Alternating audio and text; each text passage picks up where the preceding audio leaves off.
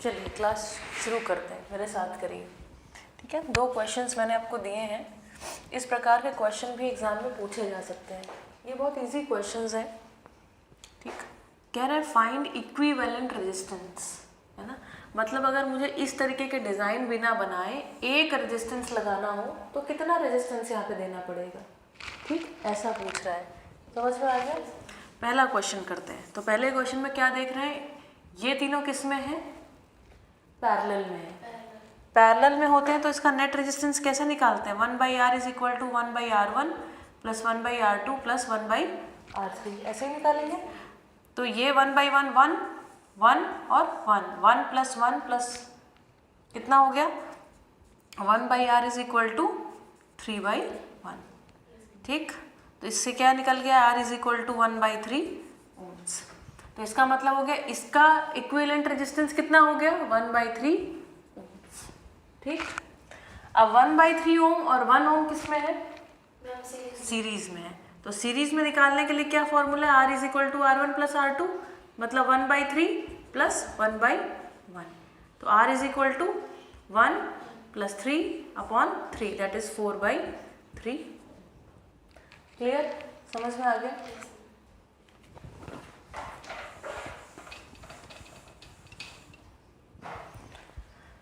इस क्वेश्चन को देखा जाए तो 5 और 10 किस में है, सीरीज में है। सीरीज में है तो इसका इक्विवेलेंट रेजिस्टेंस सीधा सीधा कितना हो गया, हो गया। ठीक, ये 5 और 10 किस में है, पैरेलल में है। तो इसका इक्विवेलेंट रेजिस्टेंस निकालने के लिए क्या करना पड़ेगा, कुछ ऐसा करना पड़ेगा। ठीक, तो 1/r इज इक्वल टू 10 1 जा 10, 5 1 जा 5, 5 10 जा 50। 1/r इज इक्वल टू 15/50, 5 3 जा 15, 5 10 जा, तो r इज इक्वल टू आ गया 10/3। ठीक, तो इसका इक्विवेलेंट कितना आया, 10/3। अब ये 15 ओम और 10/3 ओम किस में है, सीरीज में है। देखो ना, एक लाइन से जुड़े हुए हैं। ठीक, ये दोनों किस में है, सीरीज में है। तो 15 प्लस 10/3। ठीक, तो r इज इक्वल टू 15 3 जार 45, 55/3। ये टफेस्ट क्वेश्चन है, इससे टफ कुछ नहीं पूछा जाएगा। ठीक है, तो समझ में आता है, इसको देखना बढ़िया। अब ये क्वेश्चंस आप अपने आप से कर लीजिएगा, मैं आगे पढ़ाना शुरू कर दूँ। चलिए, क्या है आज का टॉपिक,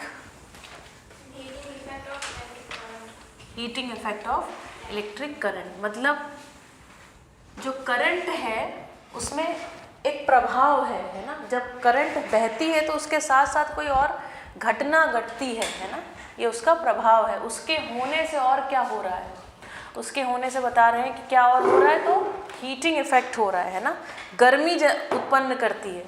ठीक है, चलिए, we know that a battery or a cell is a source of electrical energy, है ना। इलेक्ट्रिकल एनर्जी का सोर्स जो है वो क्या है, एक बैटरी अथवा सेल है। The chemical reaction within the cell generates the potential difference between its two terminals that sets the electrons in motion to flow the current through a resistor or a system of resistors connected to the battery, है ना। ये थोड़ा पढ़ने में भारी भारी लग रहा है, कुछ भारी नहीं है।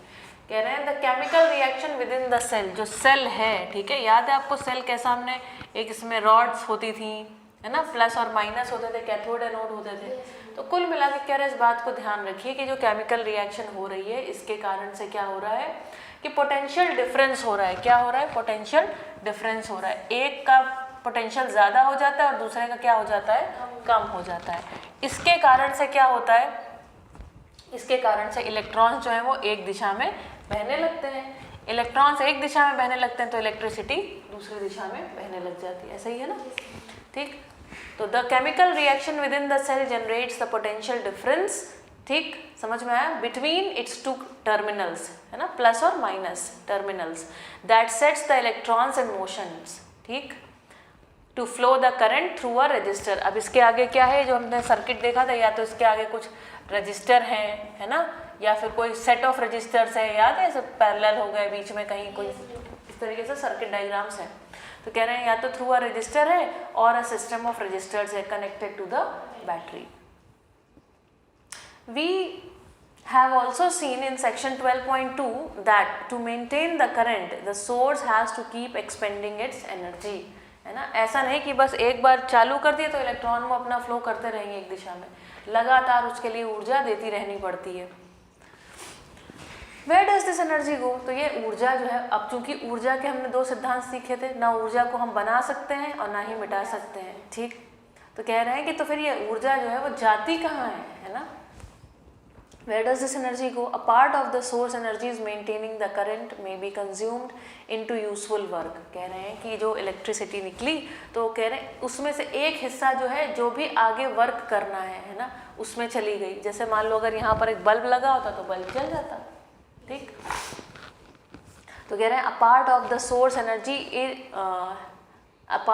source energy in maintaining the current, है ना, in maintaining the current may be consumed into useful work like in rotating the blades of an electric fan, है ना। फिर कह रहे हैं rest of the source energy may be expended in heat to raise the temperature of the gadget, ठीक। कोई भी चीज़ चलती है तो गर्म भी हो जाती है, हम हमेशा महसूस भी करते हैं। We often observe this in our everyday life. For example, an electric fan becomes warm if used continuously for longer time, etc. On the other hand, if the electric circuit is purely resistive मतलब उसमें केवल क्या हो, resistance हो, प्रतिरोध हो, अर्थात वो इलेक्ट्रिसिटी को आगे बढ़ने ना दे। That is a configuration of resistors, एक ऐसा कॉन्फ़िगरेशन, एक ऐसी व्यवस्था रजिस्टर्स की बना दी जाए only connected to a battery. मतलब यहाँ पे ये जो इस तरीके से क्या है, अपने पास कुछ रजिस्टर्स लगे हुए हैं, ठीक है, यहाँ पे और कुछ नहीं है, ठीक है, ऐसा बस एक ऐसी व्यवस्था बनी हुई है, ठीक। तो ऐसी व्यवस्था में क्या है, मतलब कोई गैजेट नहीं है इसके आगे, है ना, पंखा या फिर कोई मोटर या उसके अलावा कोई बल्ब, ऐसी कोई चीज़ नहीं, केवल क्या है, रेजिस्टेंस है। तब देखिए क्या हो रहा है।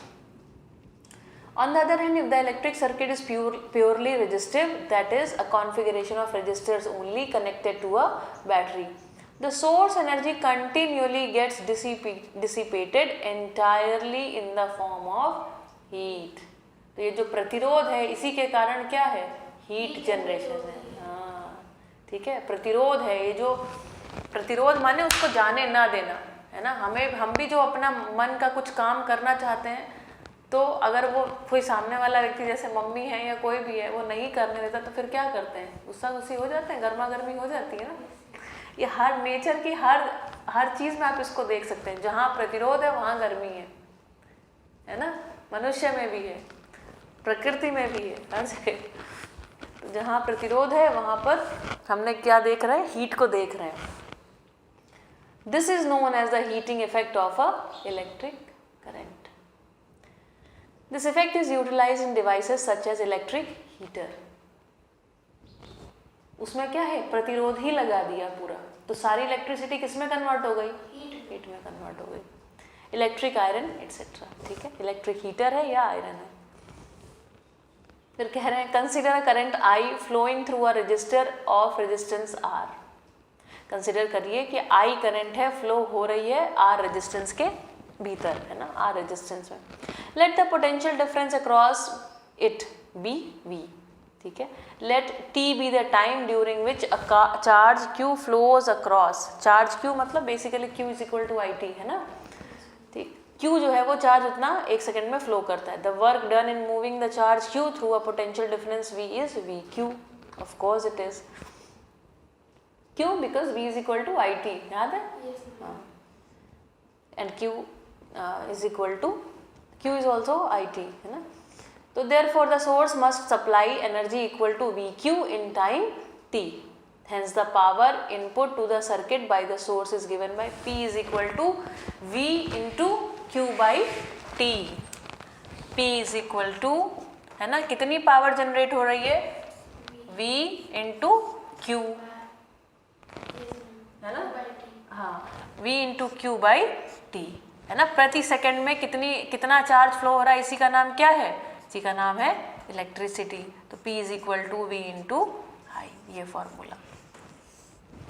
एक ही बात को ध्यान रखना है, P is equal to VI, कुछ भी लगा। हाँ, कोई भी आप याद रखेंगे उसमें से सब दूसरे फॉर्मूलाज निकल के आ जाएंगे। तो अगर वोल्टेज जो है अक्रॉस वोल्टेज क्या है, V है, ठीक, तो पावर कितनी जनरेट हो रही है, पावर जनरेट हो रही है, या सोर्स को कितनी पावर एक्सपेंड करनी पड़ेगी, V इंटू आई, ठीक। और the energy supply to the circuit by the source in time t is P into T. P into T मतलब देखो T को मल्टीप्लाई कर लिया तो P इंटू टी करोगे तो क्या आ जाएगा, V इंटू, हाँ, V इंटू क्यू हो जाएगा वो। समझ रहे ना क्या कह रही हूँ मैं। अब इसमें से बहुत सारे मैनिपुलेशन है, P is equal to V into Q upon T, तो ये कह रहे हैं P into T will become V into Q. ऐसे सब फॉर्मूलाज के डेरिवेशन कर ले रहे हैं अपने आप से, ठीक, ठीक है। हम जो फाइंड करना उस तरह से, हाँ, यस, एग्जैक्टली यही करना है, जो फाइंड करना, एक फॉर्मूला याद रखिए, उसके बाद मैनिपुलेट कर लीजिए, और आप देखेंगे 2-4 बार क्वेश्चंस करेंगे ना तो आपको याद हो जाएंगे सारे फॉर्मूले अपने आप, ठीक। तो कह रहे हैं और the energy supply to the circuit by the source in time t is P into T. T time में कितनी एनर्जी सप्लाई करी, P इंटू टी, 1 सेकेंड में P तो T सेकेंड में P इंटू टी, ठीक, ये कर रहे हैं, है ना। तो फिर क्या करें, तो that is V into Q, Q का फॉर्मूला क्या है, आई टी, तो V into I into T, ठीक है। What happens to this energy expended by the source? This energy gets dissipated in the resistor as heat. यही ऊर्जा जो है, यही पावर किस में कन्वर्ट हो जा रही है, हीट में कन्वर्ट हो जा रही है। तो चूंकि यही पावर है तो इसी का नाम क्या रख दिया, H for heat, H is equal to V into I into T. कितने समय में, है ना, कितने समय तक, कितने सेकेंड तक इलेक्ट्रिसिटी बही, और कितना क्या है अक्रॉस द बैटरी, क्या है, पोटेंशियल है, पोटेंशियल डिफरेंस है। समझ में आ गया, 2-3 बार पढ़ लीजिएगा, रट लीजिएगा। फिर कह रहे हैं applying the ohm's law we get, अगर हम देख लो, कह रहे हैं H बराबर, ये हमको पता है क्या, V into I into T, ठीक। तो ओम्स लॉ हमें क्या बताता है, ओम्स लॉ बताता है V बराबर I इंटू आर। अब ये क्यों हमें ज़रूरत पड़ रही है, हम क्यों रख रहे हैं, हम ये बताने के लिए रख रहे हैं कि अगर ये एक हीटर है या एक आयरन है या कोई प्रकार की कॉइल है जिसमें केवल और केवल क्या है, क्या लगा हुआ है, रेजिस्टेंस आर है, ठीक। तो V की जगह रख दो आई आर, तो I R into I into T, H बराबर आई स्क्वायर आर टी, ये फॉर्मूला बन के आ गया। तो अगर कोई ऐसा सर्किट है जिसमें केवल और केवल क्या लगा हुआ है, रेजिस्टेंस, उसमें इलेक्ट्रिसिटी फ्लो होगी, कितने सेकंड तक फ्लो हुई और कितनी हीट जनरेट हुई, ये निकाल लेंगे, ठीक। This is known as Joule's law of heating.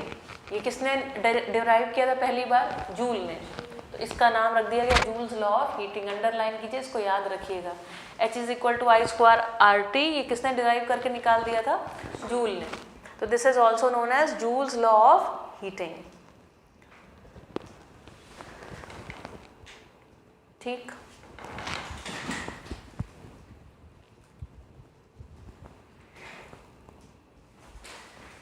ठीक है, तो इससे अच्छा और क्या बता रहे हैं इसमें, दिस लॉ इम्प्लाइज दैट मतलब ये लॉ आपको क्या बताता है, H is equal to I square R T से आप क्या समझ पाते हैं, this law implies that the heat produced in a resistor is directly proportional to the square of current, क्योंकि R तो क्या है, कांस्टेंट है ना, याद है। तो H is directly proportional to I square। ये एक नंबर का क्वेश्चन ऐसे बनेगा, heat produced in a circuit of resistance, है ना, या इन अ हीटर और in an iron is directly proportional to I square I cube 1/i I square, ये याद रखना है, बाकी तो नहीं पूछा जाएगा, ठीक है। तो कह रहे हैं this is directly proportional to the square of current for a given resistance. It is also directly proportional to resistance for a given current, तो आर के भी डायरेक्टली प्रोपोर्शनल है, ठीक। फिर कह रहे हैं अगर रेजिस्टेंस को बढ़ाओगे तो हीट ज़्यादा जनरेट होगी, रेजिस्टेंस को घटाओगे तो हीट कम जनरेट होगी, ऐसा, ठीक। और directly proportional to the time for which the current flows through the resistor. और इसको ये भी कह सकते हैं कि ये किसके डायरेक्टली प्रोपोर्शनल है, टी के। कितनी देर तक हमने हीट को, हमने कितनी देर तक पावर दिया, उतना ज़्यादा गर्म होगा अथवा उतना कम गर्म होगा। ये सब कॉमन सेंस से भी हम सोच पाते हैं, right, okay. In practical situations when an electric appliance is connected to a known voltage source, तो एक इक्वेशन बता रहे हैं आप क्या यूज़ कर लेंगे। Equation 12.21 is use after calculating the current through it using the relation I is equal to V by R. Net resistance निकालने के बाद अगर आपको अक्रॉस द बैटरी पोटेंशियल पता हो विच इज़ V, तो करंट कैसे निकालते हैं आप, I is equal to V by R. ये हमने रट रखा, आपको आता है। ठीक, दैट्स इट, खत्म। एग्जाम्पल्स कर लिए जाए, पढ़िए आप एग्जाम्पल्स पढ़िए, हम आपको बताते हैं कैसे अप्रोच करेंगे। इसमें 3 से 4 बार आपको जो फॉर्मूलाज है ना उनको लिखना पड़ेगा, तो वो दिमाग में बैठ जाएंगे। हाँ चलो। An electric iron consumes energy at a rate of 840 watts हाँ when heating is at the maximum rate and 360 watts when the heating is at minimum. The voltage is 220 volt. What are the current and the resistance in each case? बढ़िया, तो पढ़ा जाए question को। An electric iron consumes energy at a rate of 840 watts. ठीक, तो 840 watts क्या हो गया हमारा, पावर इनपुट, नहीं क्या हो गया,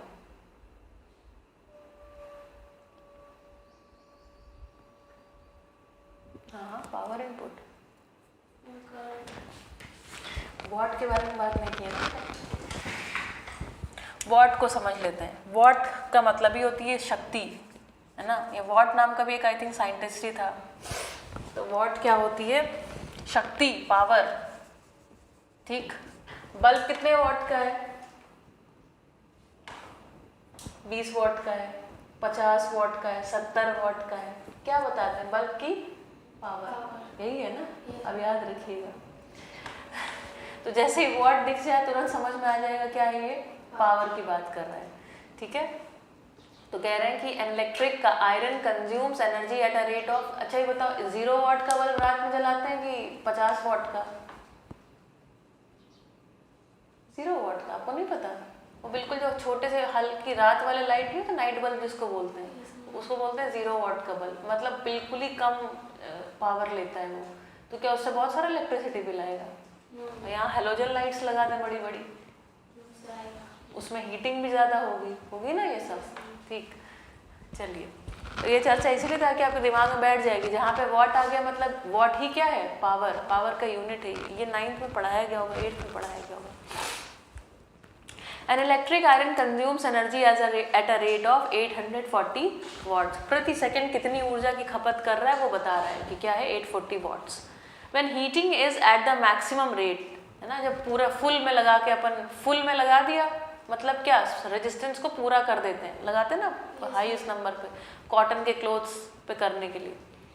तो कह रहे हैं कि मैक्सिमम क्या कर रहा है, when heating is at the maximum rate and 360 what energy खाता है when the heating is at the minimum. होता है सिल्क के कपड़े प्रेस करने के लिए बिल्कुल लो पे लगा देते हैं, ऐसा। The voltage is 220 volt. तो हर बार इसमें से तो कितना ही वोल्टेज आ रहा है, 220 वोल्ट वोल्टेज आ रहा है। ठीक, what are the current and the resistance in each case. ठीक, तो हमने फॉर्मूला याद कर रखा है, P is equal to V into I. पूछा क्या जा रहा है, व्हाट इज द करंट ना। तो हमको पावर पता है, पावर पहले केस में कितनी है, 840 वॉट। ठीक, और वोल्टेज कितना है, 220 वोल्ट। तो आई कितनी होगी, निकाल लेंगे कि नहीं निकाल पाएंगे, निकाल लीजिएगा, मैं नहीं बताऊँगी ताकि आप करके देख पाएँ। फिर दूसरे केस में कह रहे हैं, दूसरे केस में कुछ और घटना घट रही है सिमिलरली, है ना। दूसरे केस में क्या हो रहा है, पावर कितनी खा रहा है, 360 वॉट पावर खा रहा है ना। वोल्टेज का सोर्स तो बेटा बदल थोड़ी गया, वोल्टेज तो हमारे हाँ वही रहेगा। तो क्या फिर से आप यहाँ पे करंट कितनी फ्लो हो रही निकाल लेंगे। ठीक, अगर आपको V पता है और I पता है तो क्या R निकाल लोगे, क्योंकि V is equal to IR, है ना। I पता चल गया तो यहाँ पे R निकल आएगा, यहाँ पर भी I पता चल जाएगा तो R निकाल लोगे कि नहीं निकाल लोगे। ठीक, टेक योर टाइम, निकाल के दिखाइए। चलिए, तो example 12.11, 100 joule of heat, 100 joule of heat मतलब क्या दिया है, H दिया है, H is equal to I square R T।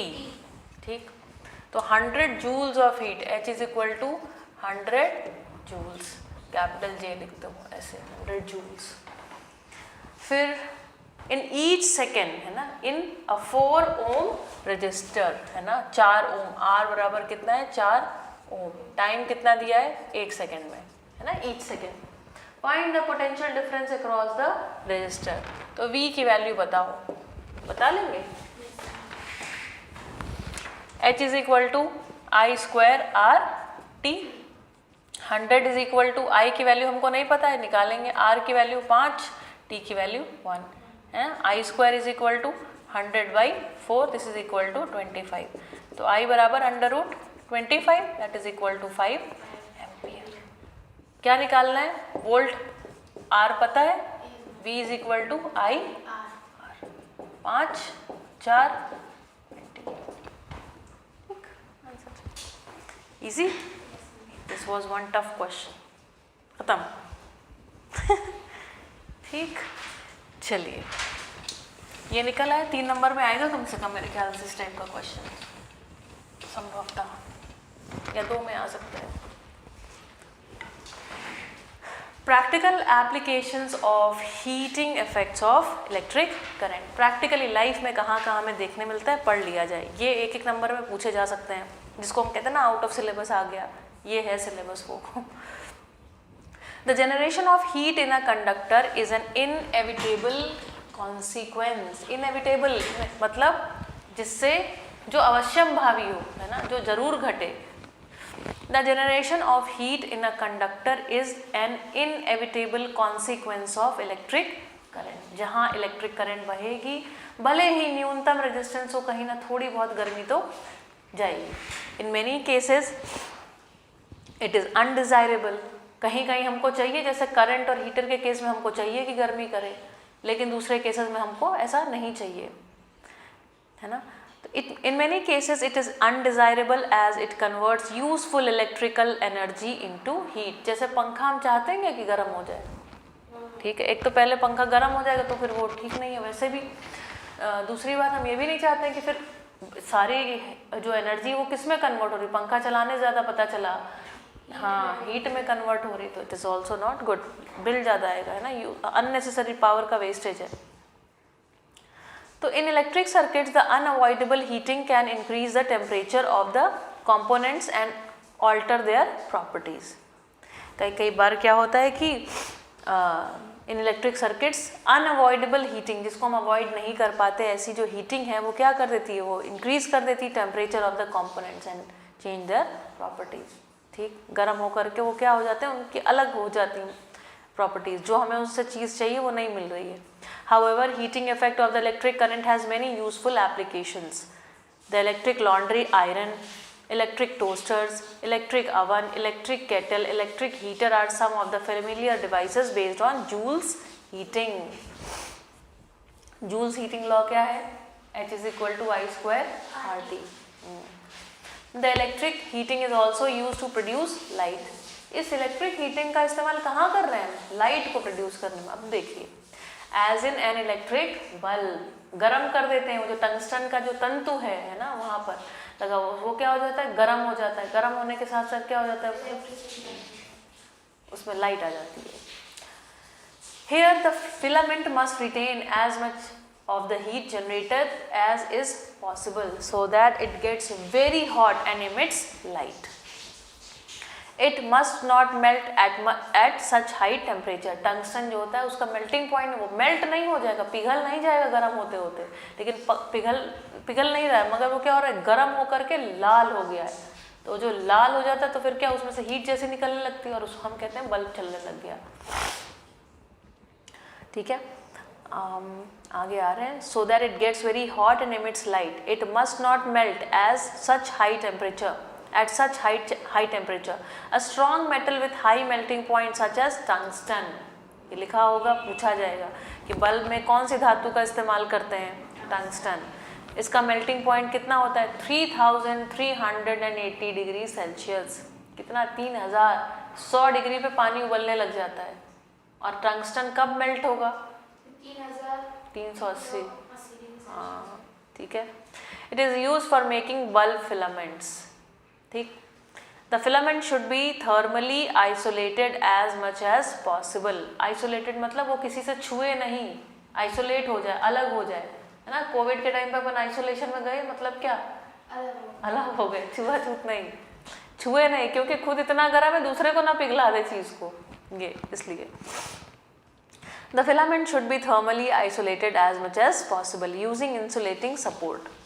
The bulbs are usually filled with chemically inactive nitrogen. कभी बल्ब को फोड़ा है या फूटते हुए देखा है, उसमें से प्स करके हवा कुछ गैस जैसी निकलती। कभी ट्यूबलाइट फोड़ी है? फोड़ी, उसमें से ना गैस निकलती है लिटरली। अब नोटिस करिएगा, तो उसमें क्या है, inactive nitrogen and argon gases to prolong the life of filament. ये पहले पुरानी वाली जो ट्यूबलाइट्स वगैरह होती थी ना, उसमें से निकलती थी। चलिए, most of the power consumed by the filament appears as heat but a small part of it is in the form of light radiated. ज़्यादातर तो लाइट क्या है, गर्म करने में ही चली जाती है, सॉरी ज़्यादातर जो इलेक्ट्रिसिटी है वो गर्म करती है तंतु को, फिलामेंट को, लेकिन उसके बाद जब वो गर्म हो जाता है, गर्म होकर चमकने लग जाता है, उसी को हम क्या कहते हैं, लाइट कहते हैं। Another common application of Joule's heating is the fuse used in electric circuit. जो इलेक्ट्रिक सर्किट में हम फ्यूज लगाते हैं, जानते हैं फ्यूज क्या होता है? कुछ होता है जो अपन, हमारा जो एक मेन लाइन आ रही है, फिर घर में वहीं पर ही एक फ्यूज लगा हुआ है। तो जैसे मान लो ये फ्यूज लगा हुआ है, इसका काम क्या होता है, इसके अंदर ना एक वायर होता है, ठीक, जिसका मेल्टिंग पॉइंट कम होता है।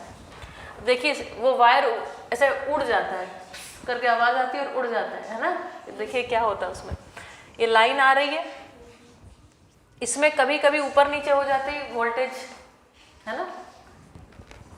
तो हमने क्या कर दिया, यहाँ पे इसको एज अ सिक्योरिटी गार्ड बिठा दिया।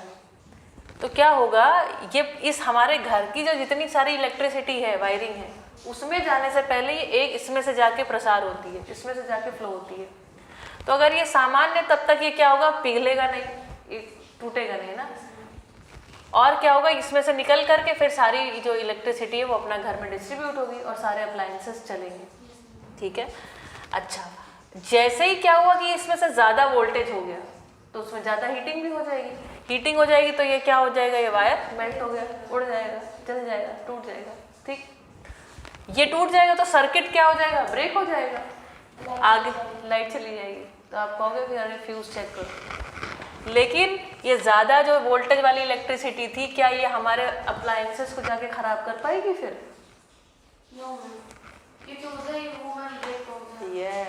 तो ये जो है, ये है फ्यूज़ की खासियत। एक जरा सी जो चीज़ है वो हमारे घर के सारे अप्लायंसेस को सेफ रखती है। चलिए पढ़ा जाए। Another common application of Joule's heating is the fuse used in electric circuits. It protects circuits and appliances by stopping the flow of any unduly high electric current. जिसके बारे में हमने कल्पना ना करी, सडनली कभी आ जाए तो क्या होगा, तो फिर ये रोक देता है। The fuse is placed in series with the device. Series में प्लेस करते हैं ना, सीरीज में प्लेस करते हैं तभी तो इसमें पहले आता है, फिर उसके बाद दूसरे में जाता है, ठीक, आजू बाजू लगा दिया जाता है। तो ये याद रखिएगा, फ्यूज को कैसे प्लेस करते हैं, सीरीज में। It consists of a piece of wire made of a metal or an alloy of appropriate melting point. For example, aluminium, copper, iron, lead, etc. इन सब के वायर्स का इस्तेमाल हम लोग फ्यूज में कर सकते हैं। It consists of a piece of wire made of a metal or an alloy of appropriate melting point. For example, aluminium, copper, iron, lead, etc. If a current larger than the specified value, है ना, जितनी हमें चाहिए, यदि उससे अधिक मात्रा में करंट आने लग गई, flows through the circuit, the temperature of the fuse wire increases. This melts the fuse wire and breaks the circuit.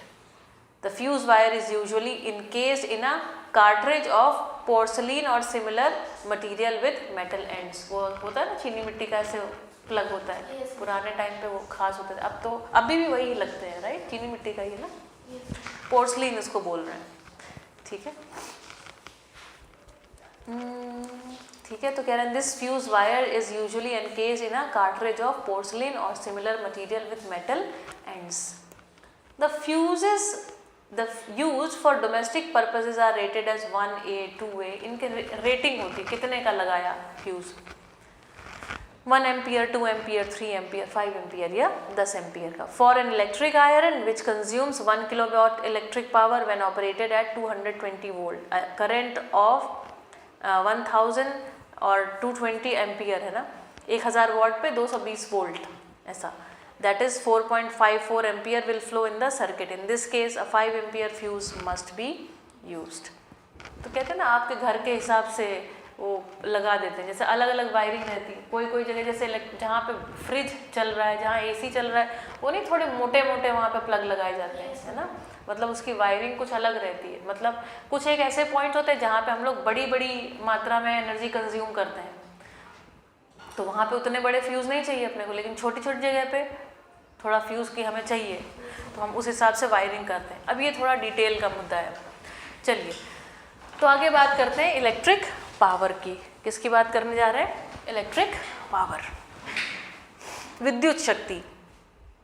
कुछ भी नहीं, अब ये हो ही चुका है अपना. You have studied in your earlier classes, ये तो आप अपने आप ही कर लेंगे Reeza.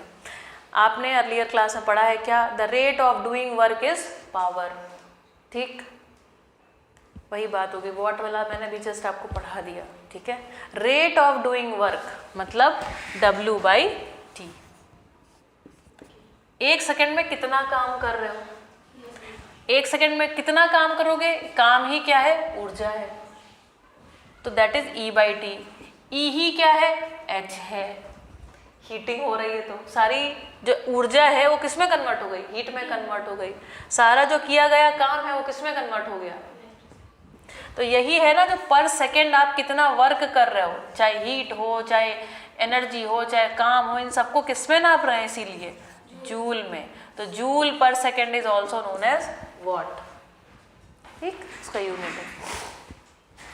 You have studied in your earlier class that the rate of doing work is power. एक सेकेंड में कितना काम किया गया, इसी का नाम शक्ति है. This is also the rate of consumption of energy. प्रति सेकेंड आप कितनी ऊर्जा की खपत कर रहे हैं, इसका नाम भी क्या है? पावर. ठीक. Equation 12.21 gives the rate at which electric energy is dissipated और consumed in an electric circuit. ये हम हिस्सा कर ही चुके पहले अननोइंगली, मुझे पता नहीं था कि नीचे वापस करेंगे, इसलिए तो कह रहे हैं. ठीक, तो हम समझ गए कि क्या बता रहे हैं कि ये जो P = VI है, ये क्या बता रही है? इलेक्ट्रिक एनर्जी डिसिपेटेड और consumed in an electric circuit को बता रही है. This is also termed as electric power. इसी का नाम हमने क्या दे दिया? इलेक्ट्रिक पावर दे दिया है. ठीक है, बस. The power is given by P = VI. ये भी पहले देख चुके. P = V की जगह हमने IR रख दिया, तो I × I × R, I² R आ गया. तो उस हिसाब से ये हो गया P = I² R. P = V × I है ना, V = IR. यहाँ पर रखने पर क्या मिल गया? P = I R × I, तो P = I² R. ठीक, फिर कह रहे हैं कि एक दूसरे तरीके से P = V × I है ना. अब हमने कह दिया I की जगह हम क्या रख देंगे? देखो V = IR है, तो I बराबर क्या हो गया? V/R हो गया. तो P = V × I की जगह रख दो V/R, तो क्या आ गया? P = V² R. ये डेरिवेशन चाहे तो आप कर लीजिएगा, जैसे पिछले क्वेश्चन में इस डेरिवेशन को आपको पता नहीं था फॉर्मूला, लेकिन आपने लगा लिया स्टेप बाय स्टेप. और चाहे तो कह रहे हैं कि ये याद रखिएगा, I² R, ये 3 फॉर्मूला. बीच में हमारे पास बस ये लग जाता है V = IR. ठीक, तो देखिए ना, लिख दिया P = VI और P = I² R और that is equal to V² R. ठीक, the SI unit of electric power is watt? Joule प्रति सेकेंड, जूल पर second. It is the power consumed by a device that carries 1 ampere of current when operated at a potential difference of 1 volt. 1 watt is equal to 1 volt into 1 ampere because P is equal to V into I. P क्या है? Power, जिसकी unit क्या है? What. V क्या है? Voltage, जो कि क्या हो जाए? 1. I कितनी बहे? 1 एम्पियर, तो 1 into 1 1, that is equal to 1 watt, 1 volt ampere. The unit watt is very small, therefore in actual practice we use much larger unit called kilowatt. 1000 watt बराबर किलोवाट. ठीक, जैसे वही किलो और अपना सेंटी मिली ये सब चलता है, सिमिलरली हर जगह चलता है। It is equal to 1000 watts. Since electrical energy is the product of power and time, the unit of electrical energy therefore is watt hour, है ना। अभी हम लोग सेकंड में नाप रहे थे, तब वॉट में नाप रहे हैं, लेकिन इसके अलावा अगर घंटे के हिसाब से निकाल लेंगे तो वॉट आवर, ठीक है। अच्छा, since electrical energy is a product of power and time, P into T के हिसाब से क्या लगा दिया उन्होंने, watt hour. 1 watt hour is the energy consumed when 1 watt of power is used for 1 hour। तो 1 watt hour मतलब 1 घंटे में कितनी एनर्जी यूज कर ली हमने, 1 watt। The commercial unit of electric energy is kilowatt hour, of course ना, अब watt में थोड़ी कंज्यूम करेंगे, commonly known as unit, 1 unit. कहते हैं ना कितने यूनिट बिजली आई है, इतने यूनिट्स हुए बिजली के, मतलब क्या, किलो वॉट आवर। कितने घंटे में कितने किलो वॉट एनर्जी आपने खपत कर ली, उतने यूनिट। तो अभी कुछ 6 रुपये यूनिट हो गया ना बिजली का बिल, ऐसा मतलब 1 किलो वॉट आवर का प्राइस कितना है, इतना है, 6 रुपये, ठीक। तो कह रहे हैं निकाल लीजिए 1 किलो वॉट आवर को वॉट सेकेंड में अगर कन्वर्ट करना है तो किलो वॉट को कन्वर्ट कर लो पहले वॉट में, 1 इंटू 1000, फिर आवर को कन्वर्ट करो तो आवर के 60 मिनट और आगे 60 मिनट के 60 सेकेंड, तो 16 इंटू 60 3600, ठीक। उसके हिसाब से कर दिया तो आंसर निकल के आ गया 3.6 इंटू 10⁶ जूल। ये भी इम्पॉर्टेंट है, क्यों, ये भी 1 नंबर में पूछा जा सकता है। बस उसमें यही होगा, जिसने रटा होगा तो सही लिख देगा, जो निकाल लेगा वो भी सही कर देगा, और जिसको आइडिया ही नहीं होगा ये सब क्या होता है, वो 1 2 3 4 अक्कड़ बक्कड़ करके कुछ टिक मार के आएगा, आसपास वाले आंसर्स रखे होंगे, ठीक है। अब कितने बचे क्वेश्चंस, खत्म चैप्टर, ओके, वंडरफुल वंडरफुल। चलो क्वेश्चंस कर लेते हैं साथ में, है ना। अभी तक कोई डाउट नहीं,